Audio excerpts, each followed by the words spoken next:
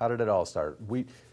There's a member of the church here, Highlands Baptist, Mary Ellen, who had talked to Michael and Renee Rogers, who, as my understanding, had gone to church, done the Inquiries Bible study, and had dabbled with Highlands for a little bit. And then they started going on a regular basis. My story is that we were actually out running, that he had asked if I would have any interest in it. So something inside of me said, absolutely, let's try it. And the next thing I know, that it was within a month or 2 months, we had set it up, and here you were sitting in our living room saying, okay, let's see what is everyone about and what do you want to learn. I do remember it was probably the third series out of the 4, and for me it was almost like I didn't want it to end. I wanted it to say, hey, listen, you're leaving me here saying I'm a sinner and I'm not saved.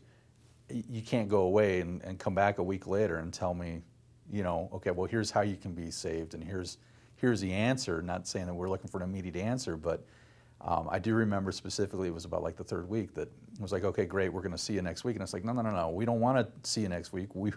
Let's continue this so we can get to that next step. Well, at the beginning, the Inquirer's Bible study, it was probably a little bit new. It was things that I've always heard in the past. I think the first thing that I remember talking about was, are you saved? And I think our response was, we think so, or we hope so. So it was a little bit different knowing that at the end of the day, when we were done with the study, that we had a firm belief knowing that we were going to be saved. I would say, to me, the experience was better than, to me it was more of a one-on-one, and to me it was better because it was a personal relationship. It wasn't me coming to church and sitting on the outside or sitting in the back, listening to someone try and convince, and I don't know if convince is the right word, but try and tell you about God and Jesus. So the experience of sitting around a table, I thought it was an intimate experience. I thought it was a great one-on-one relationship, and it was there, as you know, to answer a lot of questions. And I think that you can get that sitting across a table more so than you can in a room, maybe even with 20 people. I mean, I think it was great that you and I could sit back and we were, as you know, had a lot of questions, and you were able to answer a lot of it. Before I accepted Christ as my Savior, the relationship that I had with God was something that I think was, that I thought mentally was there. And after going through the Inquirer's Bible study, I can tell you it wasn't.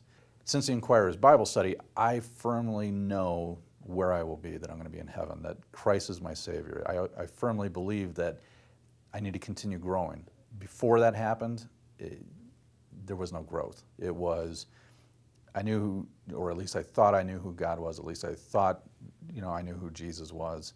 But that's about it. The Learning to Live with God class was by far the best class that I could have taken.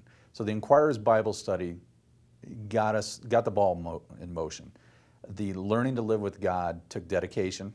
And at the beginning, there was probably a little bit of hesitancy going to it, but I tell you, that by far was absolutely the best class that we could have taken. And it was taken as a family, both my wife and myself.